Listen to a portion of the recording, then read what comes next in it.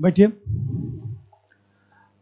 देखिए, सबसे पहला तो चीज़ है कि कल जो दुर्घटना हुआ उसके लिए तो हम लोग जो है आज कोचिंग खुलना नहीं था, लेकिन पहले से चूंकि प्रोग्राम था इसलिए जो है हम लोग उसको कर लिए। देखिए, काफ़ी हम लोग को कष्ट हुआ उस दुर्घटना का। और विकास जी हैं, तो विकास जी का जो है इस बार सिलेक्शन हुआ है और खुशी इस बात की है कि पॉलिटिकल साइंस में जो है 280 नंबर है। और पॉलिटिकल साइंस में सामान्यतः जो है जैसे आप लोग पढ़ रहे हैं तो कुछ लोग जो है इनके बैच के भी हैं, जैसे ये इनके बैच के भी हैं। और देखिए, ऐसा होता है कि भाई पढ़ाई लिखाई तो सब लोग करते हैं, लेकिन अभी हम लोग चर्चा कर रहे थे कि पढ़ने लिखने के साथ जो है प्रभु की कृपा भी होनी चाहिए। तो हमारा मानना है कि आप परिश्रम तो करिए, लेकिन साथ में ये भी सोचिए कि कोई आपसे जो है कोई ऐसा अशुभ कार्य न हो जाए, कोई जाने में गलती न हो जाए, जिससे प्रभु का आशीर्वाद मिलता रहे। कि विकास जी जो है वह इस बार आईपीएस बन गए हैं और इस बार भी मेंस दे रहे हैं, इस बार भी पीटी हुआ है। और हम लोग की शुभकामना है कि अगली बार जो है आईएएस बने और रैंक जो है कम से कम ऐसी हो जिससे जो है हिंदी माध्यम का जो परंपरा चला आ रहा है पिछले 7-8 सालों से, उस परंपरा को तोड़ दिया जाए और रैंक इतनी अच्छी आए कि हम लोग पुनः पार्टी करें। इसके लिए एक बार शुभकामना हम लोग देते हैं।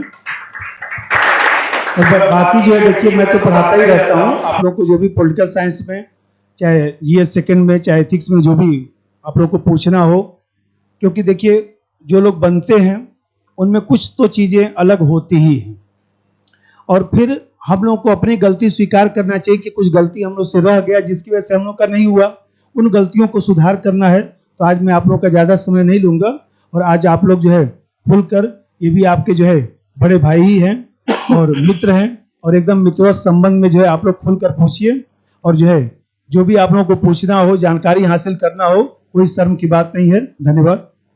5 जून 2018 को आया था मैं दिल्ली। तो ऑप्शनल था पहले से तय कि ऑप्शनल चूज पीएसआईआर ही करना है, वो था पहले से, चूंकि इंटरेस्ट था। अब आ तो गए, लेकिन क्या हुआ, जिन टीचर से मैंने सोचा था, यहाँ पे जो रिनोन टीचर्स हैं, तो खुशकिस्मती कहिए या किस्मत ऐसी फंसी कि मैं इंग्लिश मीडियम में एडमिशन नहीं ले पाया।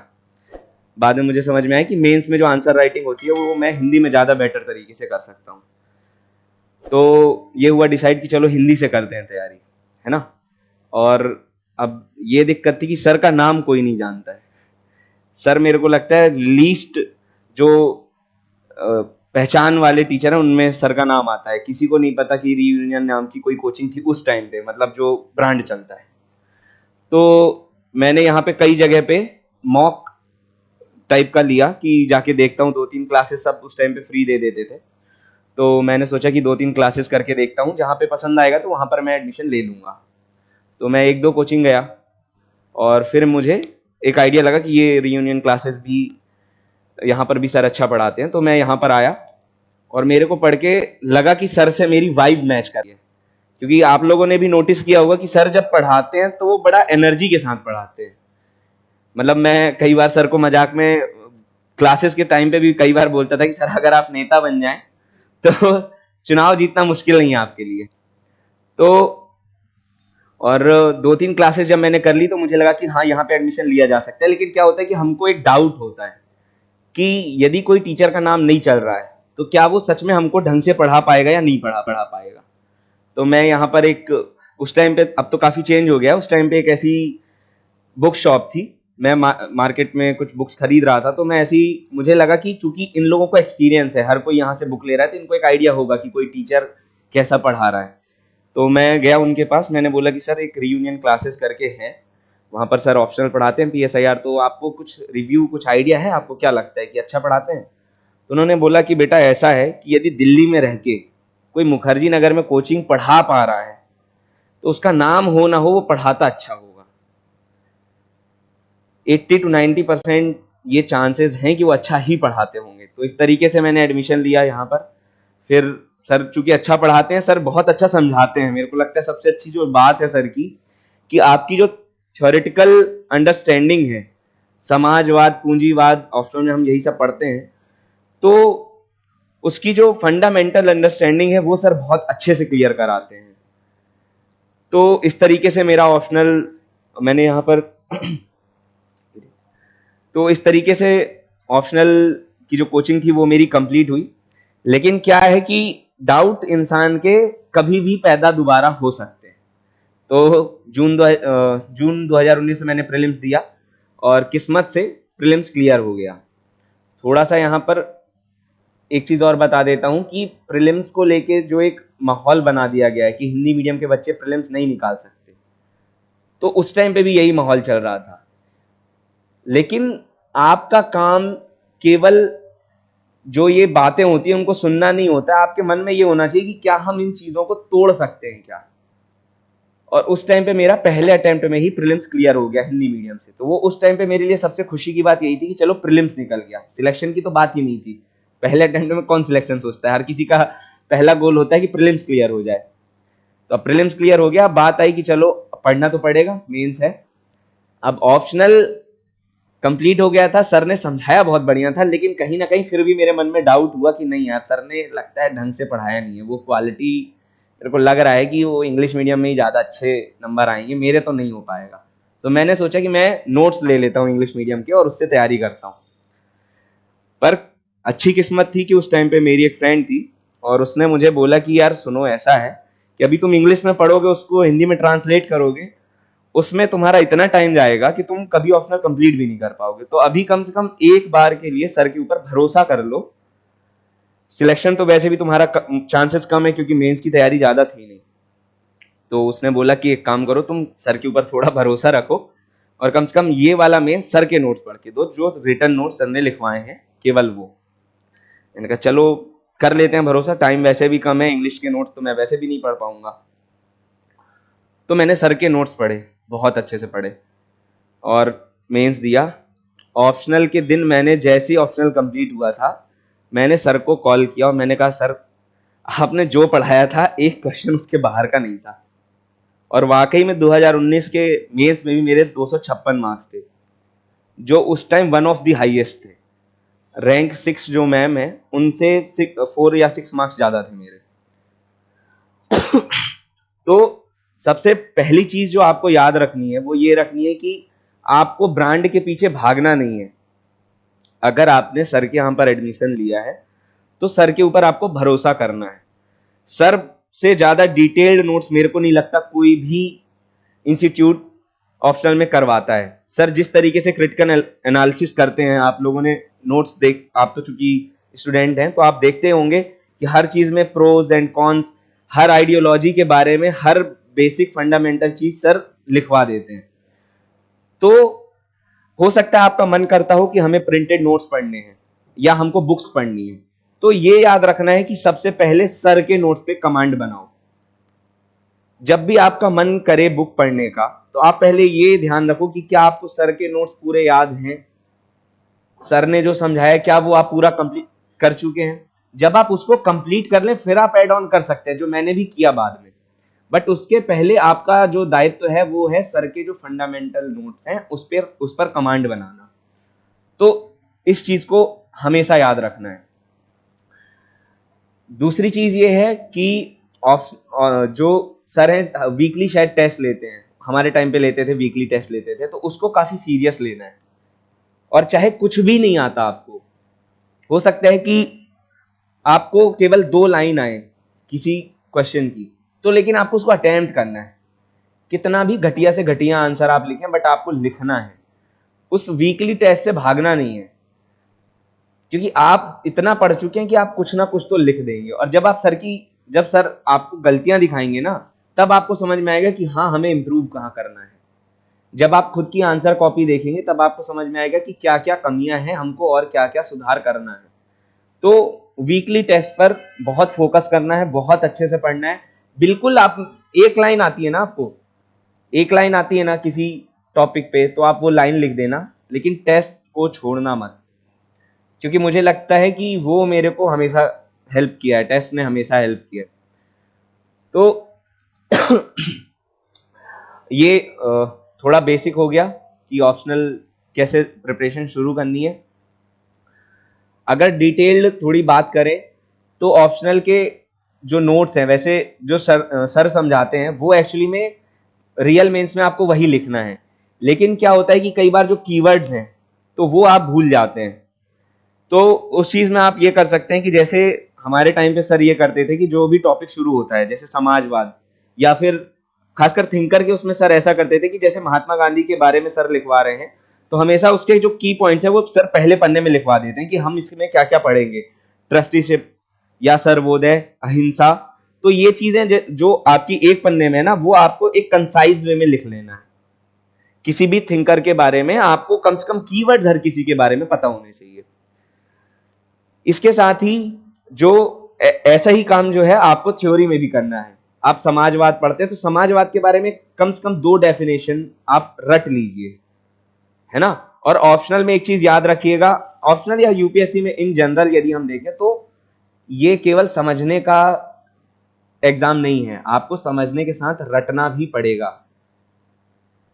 ठीक है, कार्ल पापर के जो कोट्स हैं, सेबाइन के जो कोट्स हैं, वो आपको पढ़ने पड़ेंगे।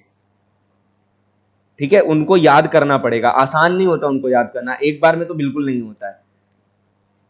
कई लोग सोचते हैं कि यार 2 बार पढ़ लिया, 4 बार पढ़ लिया तो क्यों नहीं याद हो रहा है। 2-4 बार में नहीं होता, वो 100-200 बार पढ़ना पड़ता है, क्योंकि वो एक लाइन का तो कोट है। आप बस समझदारी के लिए ये कर सकते हैं कि एक पेज में जितने भी थिंकर हैं और उनसे रिलेटेड कोट्स हैं उनको नोट डाउन कर लीजिए और उसको बार बार हर 2 दिन में एक बार देख लीजिए, हर 2-3 दिन में सर की क्लास शुरू होने के पहले एक बार देख लीजिए। तो उससे जो आपको कोट्स हैं वो याद हो जाएंगे। और उसको याद करने में एक चीज और कर सकते हैं कि जो हर थिंकर होता है ना, उसकी एक आइडियोलॉजी होती है, चाहे वो सेबाइन हो या हन्ना अरेंट हो या कार्ल पापर हो। तो उनकी आइडियोलॉजी को समझकर चीजों कोट्स को याद करने की कोशिश कीजिएगा। जैसे हन्ना अरेंट है, वो हमको पता है कि किस आइडियोलॉजी को बिलोंग करती है, वो उस तरीके की बात करेंगी। वो तो उस चीज को आपको थोड़ा सा समझना है पहले कि हाँ कोई थिंकर क्यों बोल रहा है ऐसा, और फिर उसको रटना है।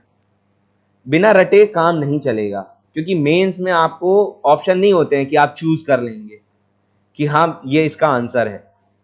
प्रीलिम्स में तो हेल्प हो जाएगी, बट मेंस में अगर आपको नहीं आता तो नहीं आता, है ना। तो इस चीज को करना है। एक चीज और इससे रिलेटेड ये है कि कई बार लोग क्या करते हैं कि सेबाइन का कोट तो समझ में आता है, वो न्यूज़पेपर के कोट्स लिखने लगते हैं बहुत ज्यादा। तो वो बिल्कुल मत करिएगा, उसको अवॉइड कीजिएगा। ये चीज सर ने कई बार समझाई थी। मैंने स्टार्टिंग में वही चीज होती है ना कि हमको भरोसा नहीं होता है, हमको लगता है सर का तो नाम चलता नहीं है तो सर ज्यादा अच्छे से क्या ही बता पाएंगे। तो जैसे मैंने इंग्लिश मीडियम में देखे थे, तो अगर आप अभी भी उनकी कॉपीज देखेंगे ना तो आपको कई बार लगेगा कि उसमें आंसर नहीं लिखा है, उसमें बस ये बता दिया कि इस व्यक्ति ने ये कहा है, इस व्यक्ति ने ये कहा है और इस व्यक्ति ने ये कहा है। तो जब आप खुद पढ़ेंगे आपको मजा नहीं आएगा। तो जब मैंने सर से 1-2 बार पूछा था तो सर ने मुझे डांट दिया था कि तुमको ये जो एडिटोरियल के कोट्स लिख रहे हैं, ये कोई इतने बड़े थिंकर नहीं है कि आप उनको हर जगह कोट करो। 1-2 जगह किया जा सकता है आईआर में, बट ऐसा नहीं है। आईआर में भी आपको ज्यादा यूज नहीं करना है इन कोट्स का, मैक्स टू मैक्स 1-2 जगह पे, वरना अवॉइड करना है। इंटर जो चेक करने वाला है उसको नहीं मतलब कि कोई और क्या सोचता है, वो आपसे जानना चाह रहा है आप क्या सोच रहे हैं, आपकी कितनी समझ है।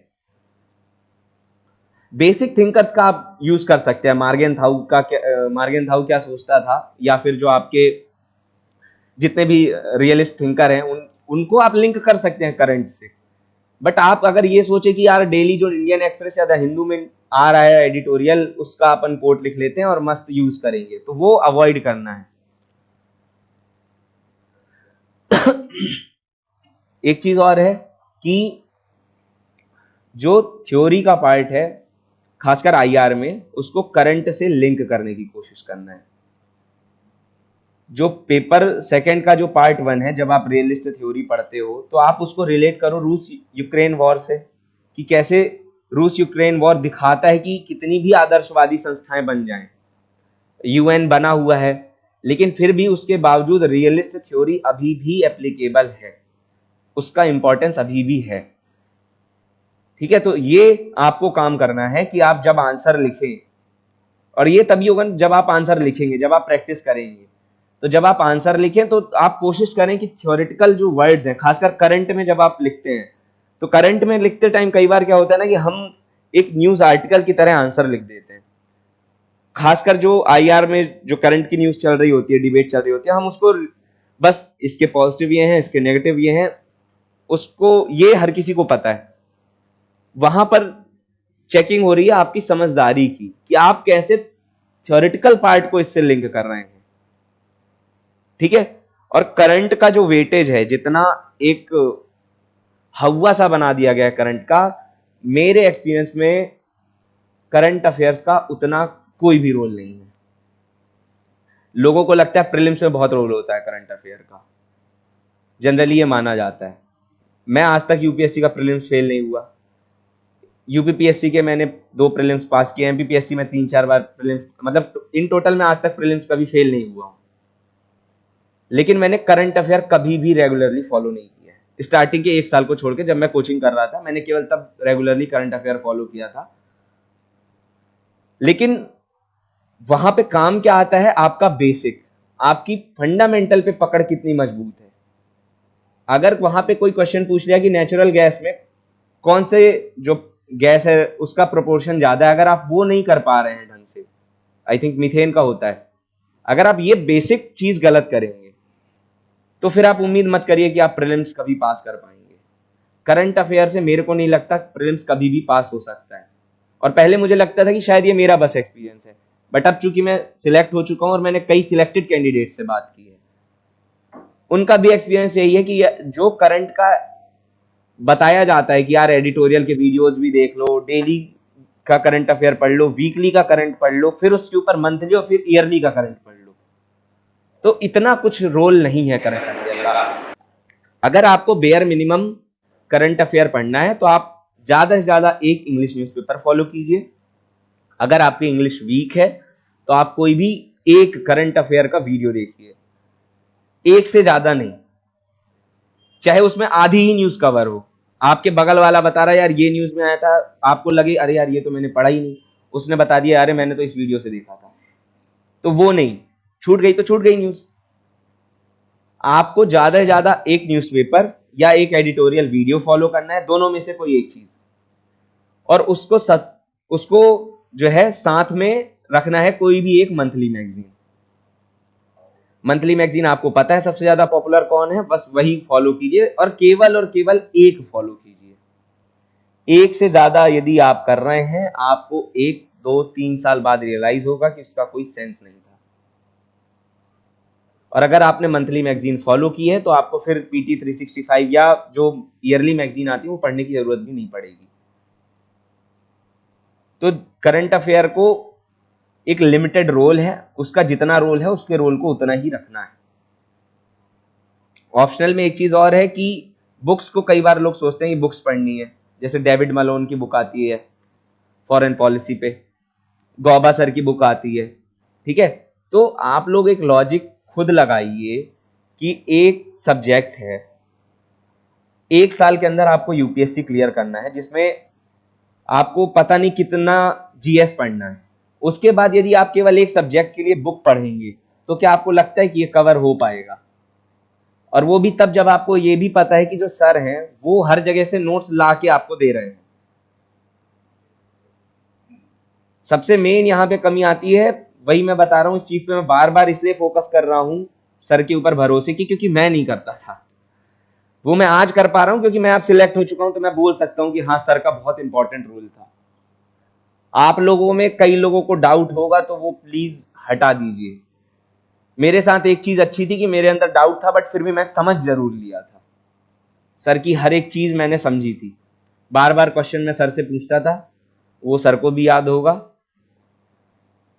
तो वो चीज आज तक मेरे काम आ रही है। सर अभी भी जो मेरे बेसिक नोट्स हैं वो सर के ही नोट्स हैं। मैं कोई भी मेंस जो दिया हूं, 4 अटेम्प्ट दिए मैंने, चारों मेंस में मैं फंडामेंटल सर के नोट्स ही होते हैं। उसके बाद आप यदि सर के ऊपर कमांड, सर के जो नोट्स है उस पर कमांड बन चुकी है, तब आप कोई और कोचिंग के प्रिंटेड नोट्स पढ़ सकते हैं, लेकिन वो तब जब सर के नोट्स पे कमांड हो चुकी है। नहीं तो उसके अलावा यदि आप पढ़ेंगे तो आप अपना खुद का नुकसान कर रहे हैं। तो ये कुछ चीजें थी। और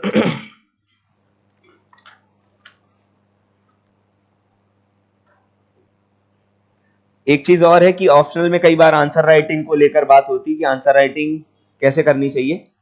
तो आंसर राइटिंग में हमेशा वही सर भी कई बार बताएंगे आपको कि इंट्रो, बॉडी और कंक्लूजन रहेगा, है ना। तो इंट्रो में क्या होना चाहिए, इंपैक्टफुल होना चाहिए इंट्रोडक्शन। तो कोशिश ये करिए, आपको कुछ नहीं आता मान लीजिए, तब भी आप उस जो बेसिक थिंकर है उसके बारे में बुक्स तो पता होती हैं, है ना, हमको पता होता है कि वो बेसिक किस आइडियोलॉजी को बिलोंग करता है, तो आप वहां से थोड़ा सा इंट्रोडक्शन शुरू कीजिए, फिर जो बॉडी है वो मेन आपका आंसर होता है। वहां पर जो उसमें क्वेश्चन में पूछा गया है वो आप उसको लिखिए, उसको डिफाइन कीजिए। कंक्लूजन के पहले आप हमेशा हर थिंकर, हर थ्योरी का नेगेटिव लिखिए, क्योंकि जब आप तैयारी करेंगे, स्टार्टिंग में क्या होता है, हमको लगता है हम ज्यादा समझदार हो गए हैं, लेफ्टिस्ट होना चाहिए हमको, लेकिन जब आप आगे पढ़ाई कर लेंगे तब आपको समझ में आएगा कि कोई भी आइडियोलॉजी अपने आप में परफेक्ट नहीं है, हर आइडियोलॉजी में अपनी कमियां हैं। तो एक चीज और याद रखिएगा कि जब आप खासकर ऑप्शनल की तैयारी करें तो किसी एक आइडियोलॉजी से बायस्ड ना हो, क्योंकि जब आप बायस्ड होंगे वो आपकी कॉपी के आंसर में दिख जाएगा।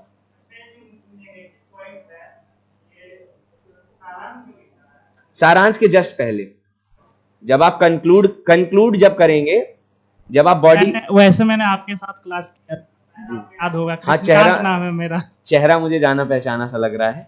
2-3 लोग हैं यहाँ पर जिनके साथ मैंने तैयारी की है। ग्रुप होता हाँ हाँ, वही मैंने कहा चेहरे जाने पहचाने हैं। तो उसमें ये है कि वो वाले जो नोट्स होते हैं उसमें ना अपडेट में होती है प्रॉब्लम की ये भी कर लूँ, ये वो भी कर लूँ, डेली के नोट्स उसमें टाइम लगता है। मैं पहले ये वाली बात कंप्लीट कर लेता हूँ, आंसर राइटिंग वाली, फिर ये जो आप आईआर की बात कर रहे हैं करंट की, इस पे आता हूँ। तो पहली चीज तो ये कि आइडियोलॉजी से कभी भी बायस्ड नहीं होना है, खासकर जब तक आप तैयारी कर रहे हैं। आप तैयारी कर लें, आप सिलेक्ट हो जाएं, 30 साल की जॉब कर लें, उसके बाद आप क्रांति कर सकते हैं, पर क्रांति कब करनी है, जब आप सिलेक्ट हो जाएं। बिना पैसे के क्रांति नहीं होती है, ठीक है। तो इस चीज को याद रखना है। और जब भी आप मतलब आंसर लिखेंगे तो कंक्लूजन के जस्ट पहले आप हर थिंकर या थ्योरी का थोड़ा सा नेगेटिव पार्ट डालेंगे, उसको क्रिटिसाइज करेंगे, फिर उसके बाद जो कंक्लूजन है वो आप पॉजिटिव नोट पे करेंगे, क्योंकि ये भी सच्चाई है कि हर किसी आइडियोलॉजी, हर किसी थिंकर की कुछ पॉजिटिव बातें भी होती हैं। सर सैयद अहमद खान थे, भले भारत के बंटवारे में उनका एक रोल माना जाता है, तो वो आपको लिखना है क्योंकि वो भी उस इंसान की एक पर्सनैलिटी का हिस्सा है। महात्मा गांधी की अहिंसा को हर जगह नहीं लागू किया जा सकता। यूक्रेन ये कहे कि हम एक काम करते हैं, मुंह में सफेद कपड़ा बांध लेते हैं और बोलते हैं कि यार अब छोड़ दो, जब तुम्हारी इच्छा हो छोड़ के चले, और रूस नहीं छोड़ेगा, वो तो मिसाइल चला रहे हैं ना। तो ये महात्मा गांधी की कमी है, तो वो भी आपको नोट डाउन करनी है। लेकिन जब आप कंक्लूड करेंगे तो वो आपको पॉजिटिव नोट पे करना है। वहां पर आप बताएंगे, चाहे वो कार्ल मार्क्स हो, कार्ल मार्क्स ने भले क्रांति की अवधारणा उसकी सही साबित नहीं हुई, लेकिन कार्ल मार्क्स के कारण ही मजदूरों को जो अधिकार है वो मिल पाए। पूंजीवाद की लाखों कमियां आप गिना देंगे, लेकिन अगर पूंजीवाद नहीं होता तो आपको लगता है क्या कि इतना विकास डेवलपमेंट हो पाता? पूंजीवाद में भी अपनी पॉजिटिव्स हैं। तो आप जब कंक्लूड करेंगे तो वो पॉजिटिव नोट पे होगा, उसके पहले आप थोड़ा सा नेगेटिव टच देंगे, और कितना नेगेटिव कितना पॉजिटिव देंगे ये क्वेश्चन पे लिखेगा, डिपेंड करेगा। अगर क्वेश्चन ही यही है कि क्रिटिकल एनालिसिस करो तो आपको 5-5 पॉइंट लिखने हैं दोनों के, पॉजिटिव और नेगेटिव, है ना। लेकिन अगर क्वेश्चन बेसिक है, क्वेश्चन में पूछा नहीं है आपको क्रिटिकल एनालिसिस का, तब भी आपको 1 पॉइंट नेगेटिव का डालना है। उसको पता होना चाहिए कि हाँ हमको इसके फ्लॉज पता है। ज्यादा मत डालिए, 1 पॉइंट नेगेटिव डालिए और पॉजिटिव नोट पर एंड कर दीजिए, तो आंसर राइटिंग ऐसे रहेगी। इन्होंने क्वेश्चन पूछा था आईआर का करंट का, तो देखो, हाँ तो देखो वही चीज जो मैंने स्टार्टिंग में बताई थी, करंट अफेयर का। हाँ हाँ, मैं चाहे पीएसआईआर हो चाहे जीएस हो, मैं करंट का रोल 0 मानता हूं। 0 कहना नहीं चाहिए, 0 तो कभी किसी का रोल नहीं होता है, बट जितना हम सोचते हैं ना करंट का रोल है।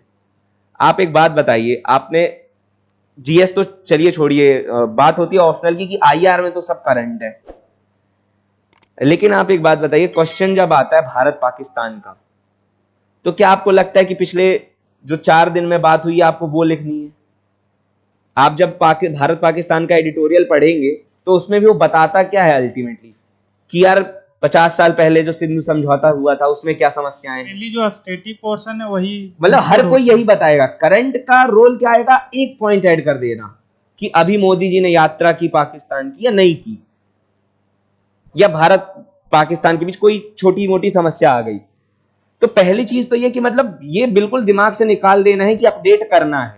अपडेट कब करना है, जब कोई बहुत बड़ी समस्या हो गई, कोई बहुत बड़ी बात हो गई, केवल उस चीज को आपको ऐड करना है। केवल एक न्यूज़पेपर आप पढ़ेंगे, ठीक है, इंडियन एक्सप्रेस या हिंदू काफी अच्छे न्यूज़पेपर है, इन दोनों में से कोई भी आप अपनी पसंद के अनुसार फॉलो कर सकते हैं। तो उसमें से आपको जब बहुत ही ज्यादा इंपॉर्टेंट कोई पॉइंट मिलता है उसको ऐड करना है। अगर आप एडिटोरियल के नोट्स बना रहे हैं तो हो सकता है आप सिलेक्ट हो जाएं, बट मेरे को चांस बहुत कम लगते हैं, क्योंकि आप खुद ही सोचिए कि हर दिन 2 एडिटोरियल आते हैं। आप सोचिए क्या उसके जो 1 साल के नोट्स हैं आप मेंस के पहले रिवाइज कर पाएंगे, और रिवाइज कर भी लिया तो क्या आपको लगता है आपके दिमाग में पूरा भर जाएगा, और वो भी तब जब करंट का रोल ही 10-20% है, लास्ट में आपको लिखना स्टैटिक ही है। तो जब आप नोट्स बनाएं तो ये सोच के बनाना ही, जब आप न्यूज़पेपर पढ़े ना तो आपको ये सोच के न्यूज़पेपर नहीं पढ़ना है कि हमको इसके नोट्स बनाने हैं, आपको न्यूज़ पढ़ना है अपडेट रहने के लिए।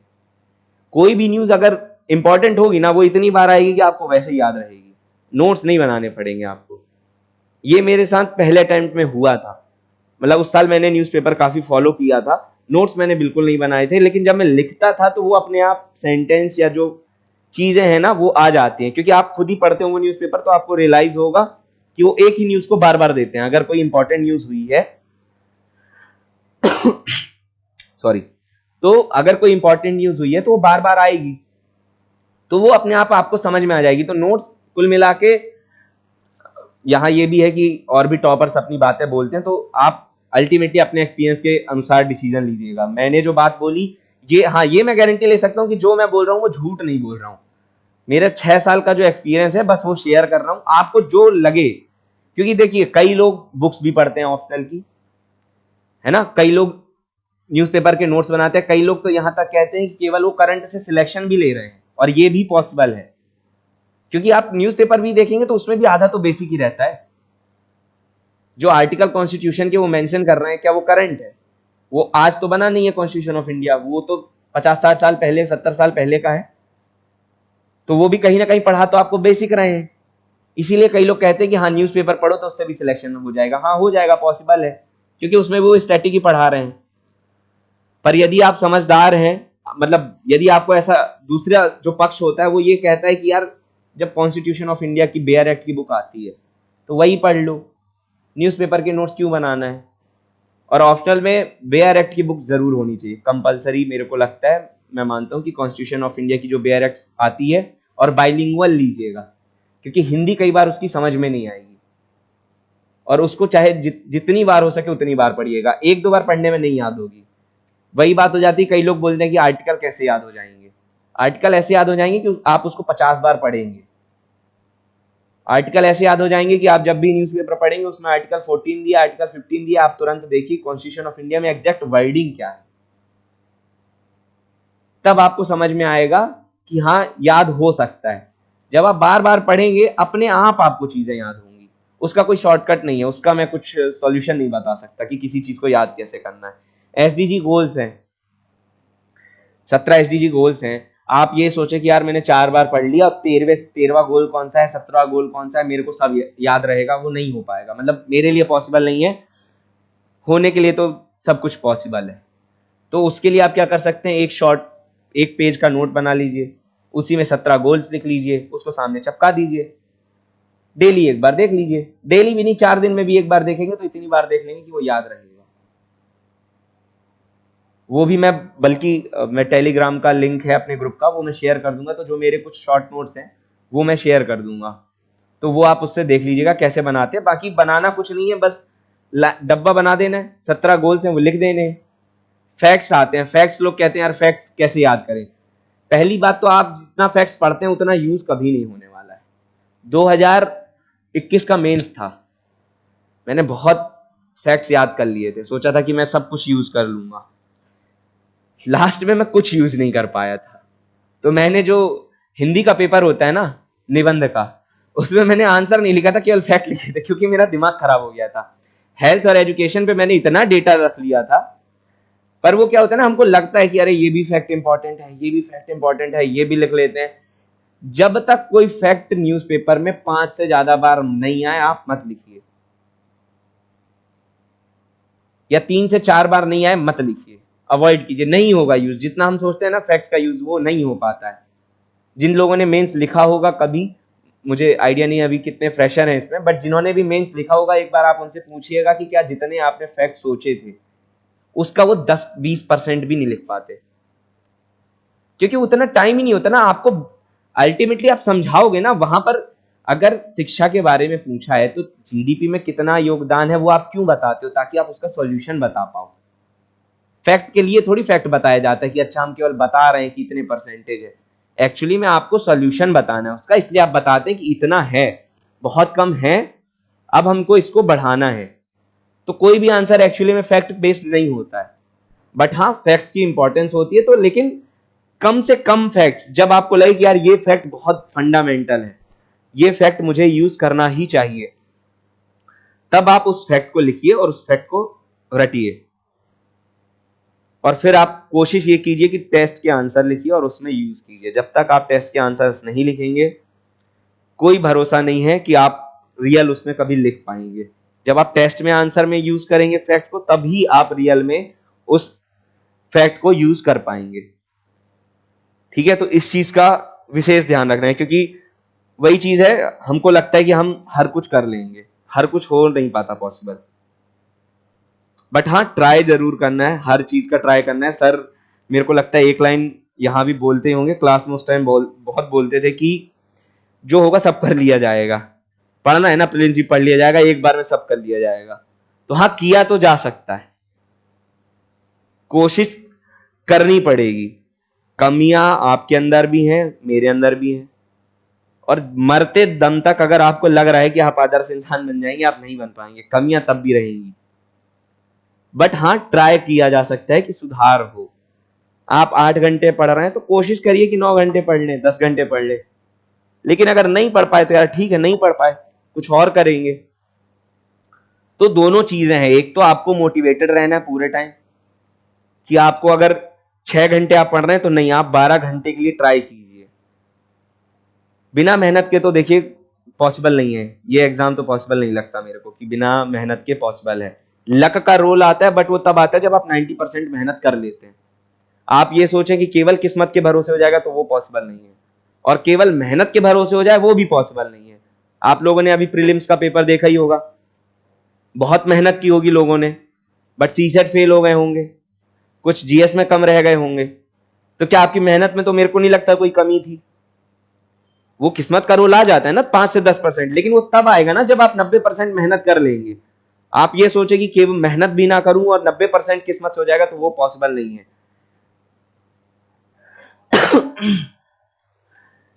तो ऑप्शनल से रिलेटेड मैंने लगभग चीजें बता दी हैं करंट की, और ऑप्शनल से रिलेटेड कुछ पूछना हो तो पहले ऑप्शनल से रिलेटेड कुछ क्वेरी हो तो वो पूछ लीजिए आप। क्या मटेरियल देते हैं सर, सर के नोट्स रिवाइज करूं, बस वही करूं? सर के नोट्स में पहले कमांड बना लो। सबसे मेन ये है कि सर क्या, मतलब अभी मैं इमेजिन कर सकता हूं तो मेरे को पता है कि किस पेज के किस साइड पे क्या लिखा हुआ है। वो मैंने नोट्स इतनी बार पढ़े हैं, एक तो इतनी बार 4 बार मेंस लिखा है, तो हर बार वही नोट्स पढ़ने होते हैं, तो वो याद हो गया है। तो सबसे पहले उस पर कमांड बनाओ, उसके बाद तुम प्रिंटेड नोट्स पढ़ो और उसमें देखो, क्योंकि कई बार क्या होता है कि सर ना समझाने पे फोकस करते हैं ज्यादा। तो वो हालांकि कई बार क्या होता है कि हम जब आंसर लिखते हैं तो वहां केवल समझ काम नहीं आती है, हमको थोड़ा फैक्ट, जो किसी थिंकर से रिलेटेड जो वर्ड्स हैं, कीवर्ड्स हैं, वो यूज करने पड़ते हैं, वो सर कई बार मिस कर जाते हैं। तो वो चीज आपको प्रिंटेड नोट से थोड़ा सा ऐड ऑन करनी पड़ेगी कि आप जो जो कीवर्ड्स हैं वो यूज कर पाए। जैसे जॉन रॉल्स की बात है तो उनसे रिलेटेड कई कीवर्ड्स हैं जो सर ने अपने जो समझाने वाली जो प्रोसेस उसमें उन्होंने नहीं लिखवाए थे, वो मैंने ऐड ऑन किए थे। तो वही चीज है कि सर अपने आप में परफेक्ट तो नहीं है, कोई भी व्यक्ति अपने आप में परफेक्ट नहीं हो सकता, तो कुछ चीजें आपको ऐड ऑन करनी पड़ेंगी। तो ये आप कर सकते हैं कि प्रिंटेड नोट्स पढ़ें और उसमें जो सर से जो कमियां लगे कि हाँ सर ने ये चीज नहीं लिखाई वो आप लिखें, क्योंकि समझा तो सर देते हैं, समझ में तो आपको आ जाएगा नो डाउट। मतलब सर से अच्छा समझा तो मेरे को नहीं लगता कि कोई सकता है, सर बहुत डिटेल्ड वे में समझाते हैं। तो प्रिंटेड नोट्स का रोल वहां पर आता है जहां पर आप ऐड ऑन करना चाहते हैं। और कोई क्वेश्चन?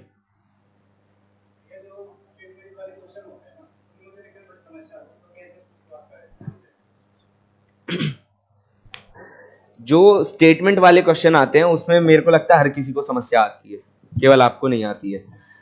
तो इसमें आप ये कर सकते हैं कि जब आप उस सेंटेंस को पढ़ें तो आप उसका क्रक्स निकालने की कोशिश करें। हम क्या होता है ना, जैसे जब मैं खुद जब स्टार्टिंग करते थे तो मेरे को ये लगता था कि यार ये सेंटेंस किसने दिया, क्यों दिया, हम उस पर फोकस करने लगते हैं। आप उस पर फोकस मत करो, आप फोकस करो कि जो वो कह रहा है वो आपको समझ में आ रहा है कि नहीं, क्योंकि जनरली क्या होता है ना, वो थ्योरी से पार्ट से रिलेटेड होता है और वो आपको पता होती है। हम एक चीज याद रखिएगा, इसी से रिलेटेड है, यूपीएससी की जर्नी में कई बार लोग कहते हैं कि हमेशा स्पेसिफिक बनो, जो पूछ रहा है वही लिखो, लेकिन ये कभी भी पॉसिबल नहीं होता है। वो जो आप स्टेटमेंट की बात कर रहे हैं वो इतना वेग स्टेटमेंट होता है कि ऐसे आप 25 बुक पढ़ लेंगे तब भी आपको स्टेटमेंट नहीं मिलेगा, तो वो पॉसिबल नहीं है। यहां पे सेंस क्या बनता है कि आपने वो स्टेटमेंट पढ़ा, भले वो कहीं से भी आया है, अगर आपको उसका थ्योरी पार्ट पता है, जो जनरली आप यदि सोचेंगे ना तो वो पता होगा, तो आप उसको लिख दीजिए, उसको समझा दीजिए। जैसे एक प्रीवियस ईयर में एक क्वेश्चन था, जब मैं तैयारी कर रहा था, भीखू पारेख का कोई क्वेश्चन था, स्टेटमेंट था भीखू पारेख का, तो वो एक्चुअली में स्टैटिक का पार्ट भीखू पारेख सर तो है नहीं, तो वो तो आया नहीं था। बट अगर आप बाद में मेरे को रियलाइज हुआ कि जो स्टेटमेंट था अगर आप उसको पढ़ेंगे बार बार तो आपको समझ में आएगा कि इसका क्रक्स तो आपको समझ में आ रहा है, आप वो लिख दीजिए। कभी भी आदर्श के पीछे भागिए मत, मतलब ट्राई तो करना है, बट अगर आदर्श नहीं हो पा रहा है तो जितना आता है उतना तो लिखिए। मेंस में लिखने के नंबर मिलते हैं, मैं इतना गारंटी के साथ कह सकता हूं, जितना ज्यादा अच्छा लिखेंगे उतने ज्यादा नंबर मिलेंगे, लेकिन लिखना है। और कई बार वही बात हो जाएगी कि आपको बाकी क्वेश्चन के आंसर इतने अच्छे से आएंगे कि एक दो क्वेश्चन से फर्क नहीं पड़ेगा, आपके नंबर्स में तो फर्क नहीं पड़ेगा। इस बार भी जो पेपर था उसमें कई क्वेश्चंस के आंसर जो हैं वो मेरे थोड़े बिगड़े थे, बट अल्टीमेटली मेरे जो मार्क्स हैं वो अच्छे हैं, 280 अच्छे मार्क्स ही होते हैं। तो आपको कोशिश करनी है कि जितना आप उस क्वेश्चन के बारे में ज्यादा डेलिब्रेट नहीं करना है कि ये स्टेटमेंट कौन सी बुक से आया होगा, मैं सर ने तो ये स्टेटमेंट पढ़ाया ही नहीं, तुमको उसका थ्योरी आता है वो लिख दो। यदि किसी ऐसे थिंकर के बारे में आ जाता है जिनके बारे में हम जानते हैं, हीगल वगैरह का कोट है, तो हीगल के बारे में आइडिया है तो तुमको समझ में आ जाएगा कि वो कोट क्या कहना चाह रहा है या स्टेटमेंट क्या कहना चाह रहा है, उसको लिख दो। तो इस तरीके से स्टेटमेंट वाले जो क्वेश्चंस हैं उसको कर सकते हैं। और कोई क्वेश्चन? पहले ऑप्शन से रिलेटेड थोड़ा पूछ लीजिए, आज मैं प्रीलिम्स के रिगार्डिंग भी पूरे क्वेश्चंस के आंसर करूंगा। अभी पहले ऑप्शनल के और कोई पूछना चाहे, मतलब शर्माइएगा मत। हाँ, मतलब किसी को कोई डाउट हो तो पूछ सकते हैं बिल्कुल। एक चीज, हाँ, यूपीएससी में एक चीज याद रखिएगा, शर्माइएगा मत, क्योंकि मैं बहुत बेशरम था। अगर मेरे को नहीं आता तो मैं 4 बार पूछता था सर से, चाहे सर का दिमाग खराब हो जाए। मैं अपनी कॉपी किसी भी व्यक्ति को दिखा सकता हूं और वो मेरी कॉपी की कमियां निकाल सकता है, जबकि लोगों को क्या लगता है कि यदि मैं किसी को कॉपी दिखाऊंगा तो वो कमी निकाल देगा, बेइज्जती हो जाएगी भारी वाली। जबकि आप यकीन मानिए, मैं जब तीसरा मेंस लिख रहा था, मैं 3 मेंस पास, मतलब 2 प्रीलिम्स क्लियर कर चुका हूं। मैं ऐसे व्यक्तियों से चेक कराता था जिनके प्रीलिम्स कभी क्लियर नहीं हुए, तो क्या उनकी क्वालिटी कम हो गई क्या? उन्होंने जब मेरी कमियां बताई तब तो मैंने सुधार किया। तो कभी भी इस चीज से शर्माइएगा मत, खासकर जो लोग प्रीलिम्स क्लियर कर देते हैं, क्योंकि मेरे को कई बार लगता था कि यार वाकई में मैं मेंस देने वाला हूं, इन लोगों ने तो कभी मेंस दिया नहीं है, ये क्या ही बता देंगे। बट हाँ, अगर आप दिखाएंगे वो कमियां, देखो वही चीज है कि कमियां हर इंसान बता सकता है। जो आदमी यूपीएससी की तैयारी नहीं करता ना, उसको भी अगर हिंदी पढ़ते आती है और आप अपना आंसर दिखा देंगे जीएस का, वो आपको उसमें कमियां बता देगा, 2-4 ही सही बता तो देगा। तो शर्माइएगा मत, बिल्कुल भी, चाहे कहीं भी क्वेश्चन किसी से भी पूछना है, बेझिझक पूछिएगा, क्योंकि क्वेश्चन पूछेंगे तभी सॉल्यूशन मिलेगा। तो ऑप्शनल से रिलेटेड पहले अगर किसी को कुछ पूछना हो तो करंट से रिलेटेड, ऑप्शनल में करंट का तो खैर मैंने बता दिया है, स्टैटिक में वही है, सर के नोट्स को बार बार पढ़ना है, करंट थ्योरी पार्ट को करंट से लिंक करना है ना।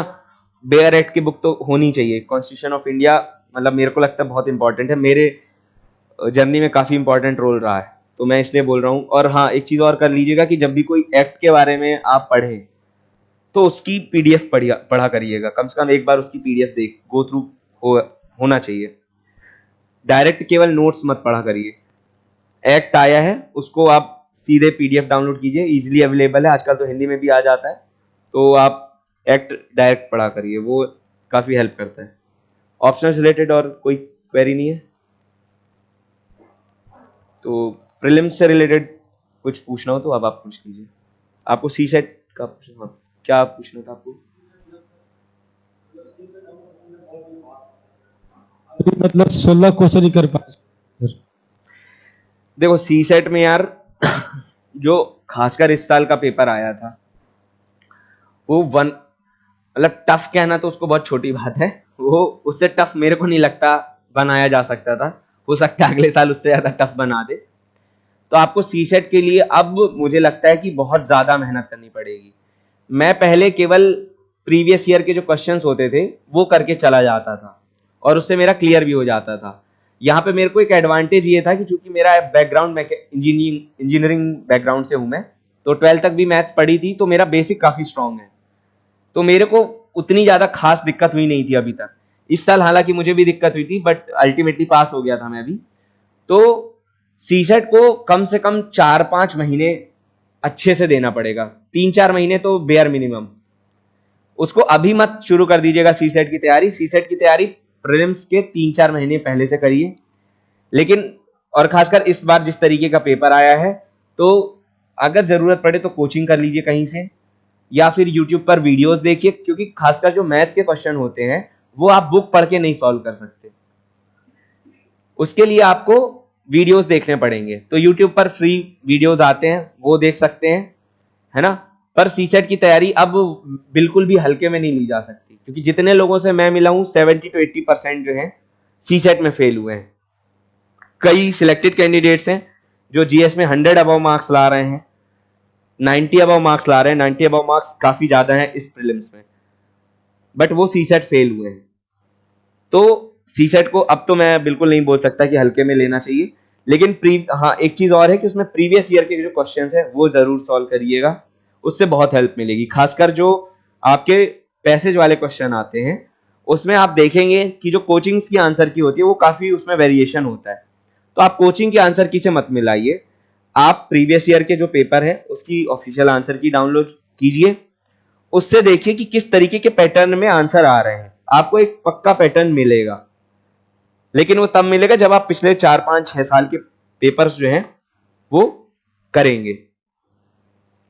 तो उसके लिए ये 2 सजेशन रहेंगे कि 3-4 महीने अच्छे से पढ़ाई करनी है सीसेट की, और प्रीवियस ईयर लगाना कंपलसरी है।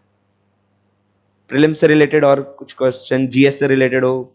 आपका जैसे कि इंग्लिश है, पीटी और मैथ का आपने साथ में किया कंबाइन या फिर अलग-अलग अप्रोच किया? मैंने कंबाइन किया था, क्योंकि मेरा ये था कि मैं हमेशा बेसिक पर फोकस करता हूं, तो बेसिक में यदि आप पढ़ेंगे तो वो प्री और मेंस दोनों सेम हो जाते हैं। क्योंकि मैंने एक इंस्टीट्यूट से कोचिंग की हुई थी, तो मैंने केवल उनके नोट्स रेफर किए थे, कुछ जो एड ऑन है वो मैंने बाद में किया था, कुछ बुक्स मैंने पढ़ी थी, वो मैं बता देता हूं आपको। जैसे यदि जीएस की बात करें तो हिस्ट्री में स्पेक्ट्रम मेरे को लगता है बहुत अच्छी है, स्टार्टिंग मैंने नहीं पढ़ी थी, तो वो पढ़ना चाहिए। दूसरी चीज, एक चीज याद रखिएगा कि जो हिस्ट्री का एंशिएंट और मेडाइवल वाला पोर्शन है उसको प्रीलिम्स के लिए ज्यादा बुक पढ़ने की जरूरत नहीं है, आप कहीं से भी पढ़ लेंगे। मुझे ऐसा लगता है कि वो ऐसी जगह से खोद के लाएगा फैक्ट कि आपसे नहीं बनेगा, तो मतलब उसको तो छोड़ना हो तो छोड़ दीजिए। वैसे मैं बोलता नहीं हूं कुछ छोड़ना चाहिए, बट सीसेट और जो मेडाइवल और जो एंशियंट वाला पोर्शन है उसको आप छोड़ सकते हैं। आप केवल जो फाइन आर्ट्स की बुक आती है वो पढ़ लीजिएगा, तो वो मेंस में काम आएगी। फाइन आर्ट्स की बुक जरूर पढ़नी चाहिए, वो आपको मेंस में काम आएगी। और जो एंशियंट और मेडाइवल की जो एनसीईआरटी है वो एक दो बार पढ़ लीजिएगा, बट ये उम्मीद मत कीजिएगा कि प्रीलिम्स में आपसे क्वेश्चन बन जाएगा, क्योंकि मैं एकदम छोड़ के जाता हूं हिस्ट्री का पोर्शन, क्योंकि वो पता नहीं कौन सी बुक से कौन सा फैक्ट लेके आएगा, जो आप बुक पढ़े भी होंगे तब भी आपको नहीं आएगा। तो ये रहेगा। स्पेक्ट्रम के अलावा ये दो चीजें रहेंगी। ज्योग्राफी में मैंने अपने सर के नोट्स पढ़े थे, उसके साथ मुझे लगता है कि एनसीईआरटी पढ़नी चाहिए, उससे काफी हेल्प मिलती है, क्योंकि कई सिलेक्टेड कैंडिडेट से मेरी बात हुई है तो उन लोगों ने एनसीईआरटी पढ़ी और उन्होंने बताया कि वाकई में वो बहुत हेल्पफुल है। तो एनसीईआरटी आप पढ़ सकते हैं ज्योग्राफी के लिए। सोसाइटी के लिए आपकी जो समझ बनेगी न्यूज़पेपर से वो काम आएगी। तो जब आप सोसाइटी के बारे करंट की जो न्यूज़पेपर पढ़ते हैं तो उसमें जब आपको कुछ नई चीज मिलती है उसको आप सोसाइटी के लिए ऐड कर सकते हैं। जैसे कहीं पर किसी दलित को बेल्ट से मारा गया है ना, या कहीं पे कोई दंगे भड़क गए, तो उस न्यूज को आप एक बार एक समझ के हिसाब से पढ़ सकते हैं कि हाँ क्यों हुआ, है ना। वो डायरेक्ट न्यूज तो काम नहीं आएगी, बट जो उसकी समझ है वो आपको सोसाइटी में काम आएगी। किस तरीके से वर्ल्ड बदल रहा है, वेस्टर्नाइजेशन कैसे हो रहा है, कैसे हम हनी सिंह के गानों को अलग अलग गानों से मिक्स कर रहे हैं, तो ये चीजें आपको करंट से मिलेंगी। तो सोसाइटी में करंट का काफी इंपॉर्टेंट रोल रहता है, तो सोसाइटी में करंट पढ़ सकते हैं। इसके अलावा जो GS2 का पार्ट है वो सर के नोट से हो जाएगा। मैंने केवल लक्ष्मीकांत फॉलो करी थी। लक्ष्मीकांत के अलावा जो आप करंट पढ़ते हैं न्यूज़पेपर, उसकी समझ आपको काम आएगी, उसके नोट्स काम नहीं आएंगे। जो एंटी डिफेक्शन लॉ है, एंटी डिफेक्शन लॉ कभी बदलेगा, मतलब बदलेगा तो आपको पता चल जाएगा, बट जो लॉ है वो लॉ ही रहेगा, बट वो किस तरीके से यूज किया जाता है या मिसयूज किया जाता है वो आप न्यूज़पेपर से पढ़ेंगे, तो वो आपकी समझ बनाएगा। न्यूज़पेपर का काम है जो आपने कॉन्सेप्ट्स पढ़े हैं वो कैसे प्रैक्टिकली इंप्लीमेंट हो रहे हैं उसको समझना, उसको समझाना, वो काम है न्यूज़पेपर का। तो न्यूज़पेपर आपको इसलिए पढ़ना है कि आपकी समझ बन सके। तो GS2 में न्यूज़पेपर की जो समझ है वो काम आएगी। IR में भी यही होगा, बेसिक वही रहेंगे। IR की तो मैंने ऐसे सच कोई बुक फॉलो की नहीं थी, वो एक्चुअली में करंट होता है। कोई भी आप मंथली मैगजीन पढ़ेंगे उससे एक्चुअली में वो कवर हो जाएगा IR वाला पार्ट। फिर गवर्नेंस के लिए मैंने प्रिंटेड नोट्स पढ़े थे कोचिंग इंस्टीट्यूट के, वो मैं बता दूंगा आपको बाद में, तो वो आप रेफर कर सकते हैं। इसके अलावा जो सर थोड़ा सा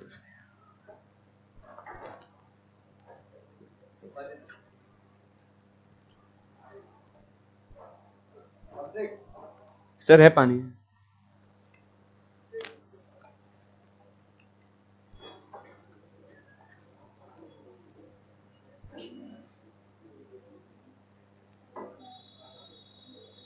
फिर जो आपका GS3 वाला पोर्शन है उसमें इकोनॉमिक्स में बेसिक आता है। बेसिक वो भी आप जब आप न्यूज़पेपर पढ़ेंगे तो आपको समझ बनती जाएगी, उसमें आपको कुछ फैक्ट्स मिलेंगे। GS3 में फैक्ट्स काफी इंपॉर्टेंट हो जाते हैं, तो उसको आपको याद रखना है कि वो फैक्ट्स आप पढ़ें। बाकी जो आपदा प्रबंधन है उसमें भी मेरे को लगता है लगभग हर कोई नोट्स पढ़ता है, वो उसमें केवल फंडामेंटल आपके क्लियर हैं तो आप उसको कर लेंगे, सॉल्व कर लेंगे। एनवायरमेंट वाले जो पार्ट है, एनवायरमेंट का पार्ट हो गया, साइंस टेक हो गया, ये करंट और बेसिक मिक्स आता है, तो वो आपको जो न्यूज़पेपर या जो मंथली मैगजीन पढ़ी है आपने वो काम आएगी, और जहां से भी आपने नोट्स पढ़े होंगे वो काम आएंगे। GS4 में आप याद रखिएगा कि कभी भी ज्यादा बुक्स मत पढ़िएगा। जब आप मेंस के क्वेश्चन देखेंगे तो आपको रियलाइज होगा, खासकर जब आप लिखेंगे उनको, कि अल्टीमेटली आपकी खुद की क्या समझ है वो वहां पर मायने रखती है। उसमें आप न्यूज़पेपर के एग्जाम्पल्स नोट कर लीजिएगा, किसी DM ने किसी क्षेत्र में क्या काम किया, जैसे अभी हाल ही में एक क्रिकेटर हैं हार्दिक पांड्या, उन्होंने मना कर दिया था कि मैं ICC टेस्ट चैंपियनशिप के लिए अपना नाम ही नहीं दूंगा, क्योंकि मैंने उसके लिए मेहनत नहीं की है, मैंने भारत को उस चैंपियनशिप के फाइनल में पहुंचाने में कोई रोल नहीं निभाया है। तो उन्होंने सोचा, जबकि वो इस समय भारत के सबसे टॉप प्लेयर में आते हैं, लेकिन उन्हें लगा कि जब मैंने कोई मेहनत नहीं की फाइनल में पहुंचाने में, तो फाइनल में खेलने का मुझे कोई हक नहीं है। तो इस तरीके के जो एग्जाम्पल्स हैं ये एथिक्स में बहुत यूज होंगे। तो ये आपको न्यूज़पेपर से उठाना है। ये न्यूज़पेपर का जो मेन काम है, नोट जो करना है आपको न्यूज़पेपर से, वो फैक्ट्स कुछ नोट डाउन करने हैं जो बहुत इंपॉर्टेंट हो। फिर आपको इस तरीके के एग्जाम्पल्स लिखने हैं। किसी कलेक्टर ने कहीं पर साक्षरता के लिए कोई योजना चलाई, किसी कलेक्टर ने सड़क बनवा दी, तो इस तरीके की जो चीजें हैं वो एथिक्स में काम आएंगी, तो वो आपको करना है। तो ये मेंस का ये रहेगा। ऐसे के लिए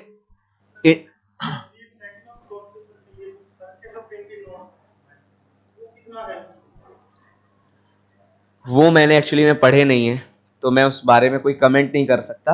पर जिस तरीके के सर के चूंकि ऑप्शनल के नोट्स थे वो मैंने पढ़े थे, तो मैं कह सकता हूं कि अगर आप उसको पढ़ लेंगे तो वो एड ऑन जरूर कर देंगे, बट उसके साथ आपको न्यूज़पेपर से थोड़ा एग्जाम्पल्स लिखने पड़ेंगे। आपने GS4 की भी बात की शायद। हाँ, तो एथिक्स में जो मैंने एग्जाम्पल्स बताए, सर ने जो लिखा है वो बेसिक है।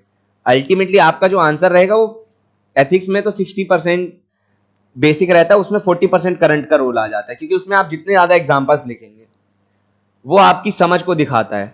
और GS4 में आप अपने जो ऑप्शनल के थिंकर्स हैं उनको भी यूज कर सकते हैं। खासकर महात्मा गांधी के बारे में हम पढ़ते हैं, हमसे ज्यादा कौन ही पढ़ेगा महात्मा गांधी को, हमको काफी समझ होती है। उस समझ का यूज हम GS4 में कर सकते हैं। कई कोट्स आप पढ़ते हैं, वो कोट्स आप डायरेक्ट GS4 में यूज कर सकते हैं। तो इस तरीके से स्टडीज का काफी सेक्शन आता है इसमें, तो उसके लिए कोई कंपाइलेशन हो। केस स्टडीज के लिए जो मुझे लगता है कि किसी भी कोई एक कोचिंग इंस्टीट्यूट के टेस्ट सीरीज खरीद लेना, या एक इंस्टीट्यूट के नहीं कई इंस्टीट्यूट के टेस्ट सीरीज ले लेना और उसकी केस स्टडी देखना, उसमें वो ज्यादा अच्छे समझाते हैं। मैंने कई नोट्स देखे थे केस स्टडी के, बट उसमें वो ज्यादा अच्छे समझाते नहीं है, उसका आंसर जो होता है वो सही नहीं लगता मुझे। तो टेस्ट सीरीज GS4 में टेस्ट सीरीज से आप जो केस स्टडी है उसमें आप ये देख सकते हैं कि किस तरीके के डिलेमा हो सकते हैं, कितने तरीके की जो द्वंद्व हैं वो हो सकते हैं, और वो एक जगह पे नोट डाउन कर लीजिएगा। याद रखिएगा, यूपीएससी केवल समझने वाला एग्जाम नहीं है, आपको रटना भी पड़ेगा। तो जब आप पढ़ें खासकर GS4 के लिए, तो जो डिलेमा होते हैं, डिलेमास लिखे रहते हैं, उसमें बहुत बेसिक टर्म्स में लिखे रहते हैं, तो उसको एक जगह पे नोट डाउन कर लीजिएगा कि प्राइवेट इंस्टीट्यूट में किस तरीके के डिलेमास हो सकते हैं, वो आप केस स्टडी से सीधे नोट डाउन कर लीजिएगा। गवर्नमेंट ऑफिसेज में किस तरीके के हो सकते हैं वो डिलेमास आप नोट डाउन कर लीजिएगा। तो ये इस तरीके से आप GS4 को करिएगा।